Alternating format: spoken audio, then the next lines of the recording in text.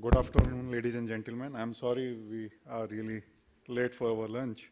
So I would cut down half of my presentation because paucity of time, and also Mr. Lavasa and after that Anish Day spoke briefly about the same issues. Basically, the way I have made this presentation was to start with the Indian power system and an overview, and what do I understand or we understand from the word which is called smart grid, and what are the drivers for the smart grid in the Indian context, and what initiative we have taken till now.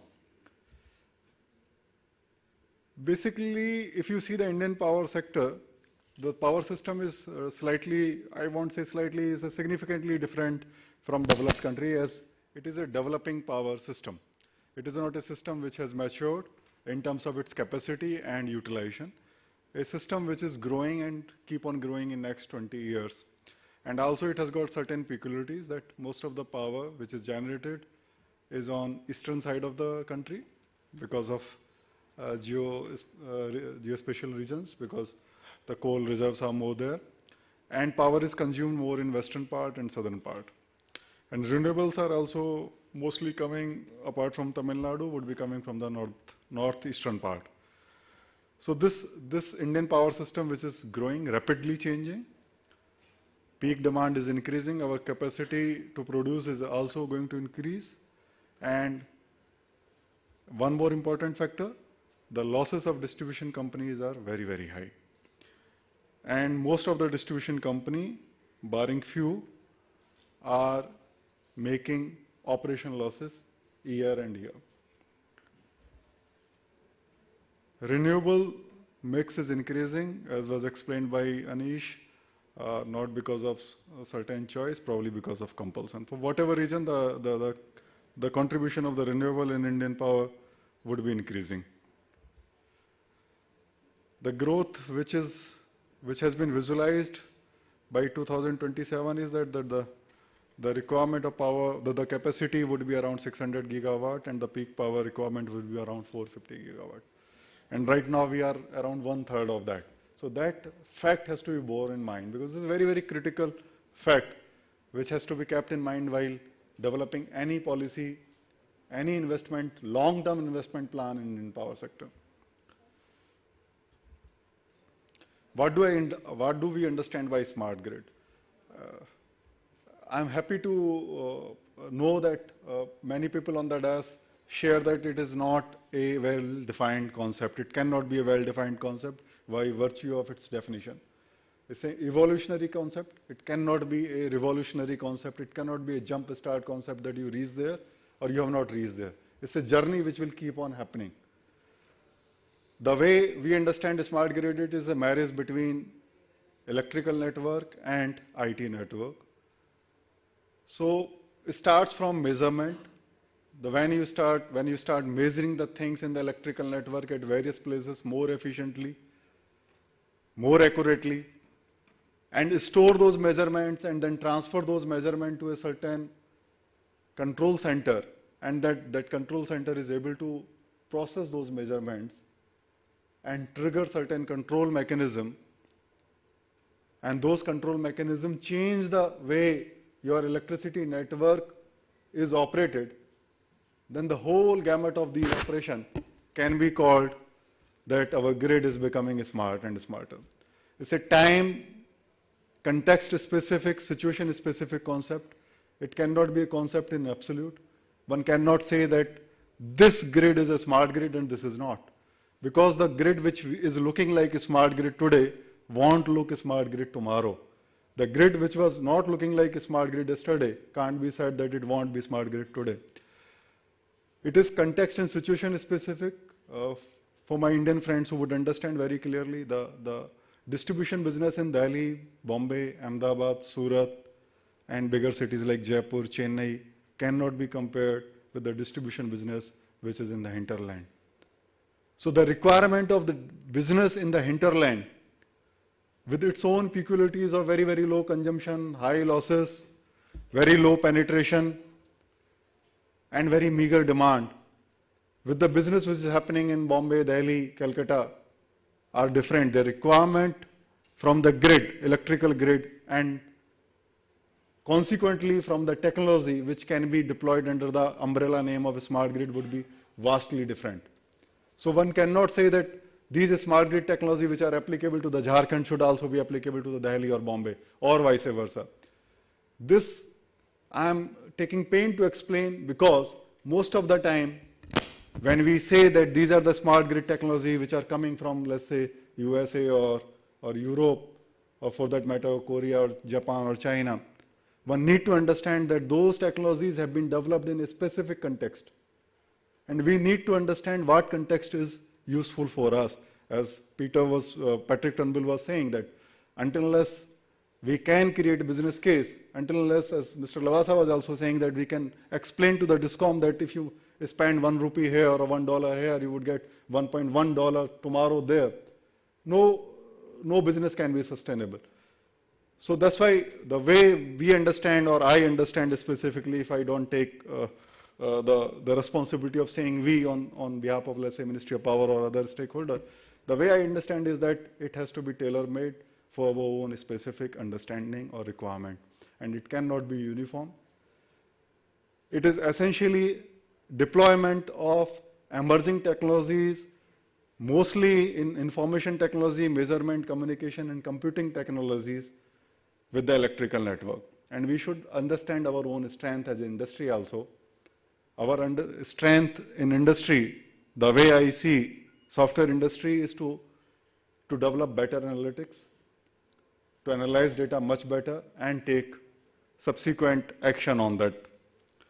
So in nutshell, the way we understand smart grid is that it is an entire gamut of the operation of the electricity, starting from production to the final consumption. When we are able to optimize, when we are able to deploy this technology, we should not only be able to run the operation of electrical network much more optimizely, but also design our future electrical network, because 2/3 of our electrical network would be developing, at least in terms of consumption, in coming decades, much more optimizely, taking advantage of the development which would be taking place in international area.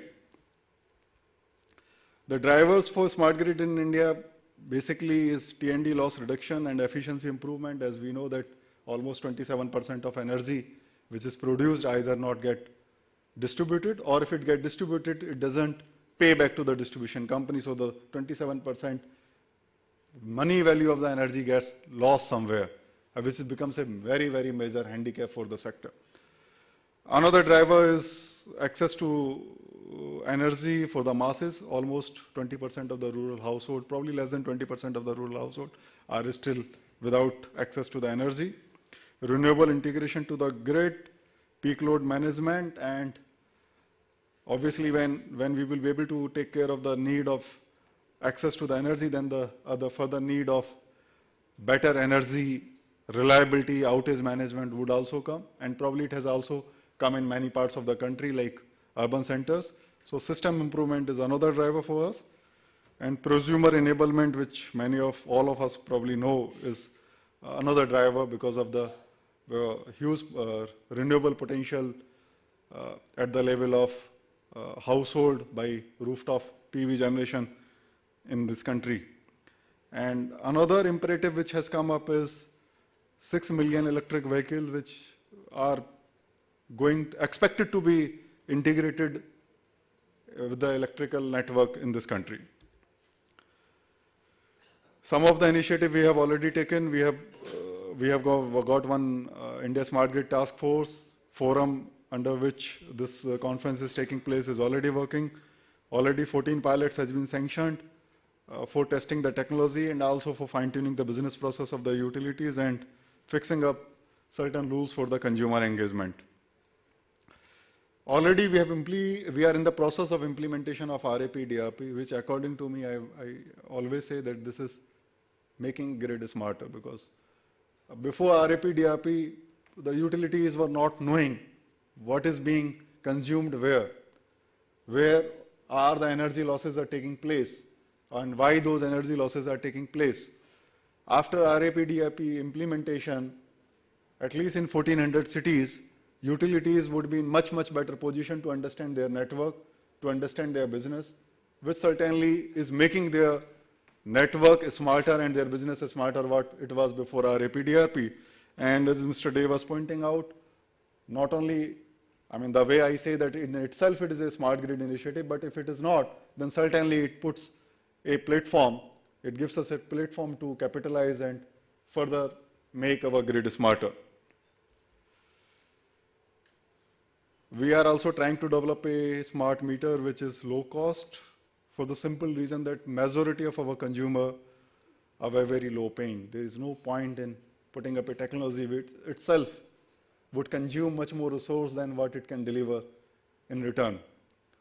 So we are trying to do that. After seeing the presentation from Korea, Mr. Park, I must say that this is the way we should also be doing that, because a smart grid, a smart meter itself cannot be taken as the only point of interest, but the whole entire gamut of a smart meter up to the last mile, up to the control center need to be taken care of, and then we should go ahead in this. This is my last slide, so don't worry about it. I won't be taking more time. Certain rules of the game need to be changed if we really need to go ahead in a smart grid initiative in this country. Number one, though, which I have not listed, number of people, professionals, technocrat, policymaker who are engaged in the smart grid initiative in this country are woefully low. You can count on fingers. Your two hands would be enough. Beyond 10, you won't find names. You can't work in this manner. We need to have many, many more people coming from academia, coming from companies, coming from government, coming from research institute, who should be working on this. And there should be some coordinating mechanism. Until unless we increase the number of people with long-term interest, we would be just pretending that we are doing something afresh, something new which is context-specific. Mostly we would be following what already would have been done in other countries. Because 5-10 people cannot really take this sector ahead. Another important change is regulatory change. Until unless dynamic pricing comes in one form or other form, a smart grid initiative won't really enable us to take any value out of it and any judgment of expanding that. So we need to come out that regulatory change also need to be there for incentivizing the capital investment, whether it comes from government as a grant or it comes from utility their own fund, so that utilities are encouraged to invest in new technology. They can recover at least part of that immediately and full of that in 4 to 5 years from the consumer. And I believe that it's not going to be major cost vis-a-vis the overall cost which consumer is already paying, but there is need to a very clean stipulation where utilities are encouraged to invest more money in this. Third important thing is the replacing of aging assets. Most of our distribution companies are burdened with the electrical asset which are 30 to 40-year-old. Making that asset work in conjunction with the IT system is difficult. If I don't say impossible, I would say it's very difficult. It will require huge investment in upgrading our electrical assets. Then only they can run as per the speed which is required by the IT systems to make it smarter. Otherwise, it would remain a wishful thinking. And we also need to understand the consumer response to it and learn to know how the consumer would be engaged. Communication infrastructure, data privacy, cyber security, interoperability, everybody knows and everybody talk about it. And also need to develop use cases so that we can take those use cases to the prospective investor, distribution companies and encourage them to invest more in these network, in smart grid network. Thank you very much.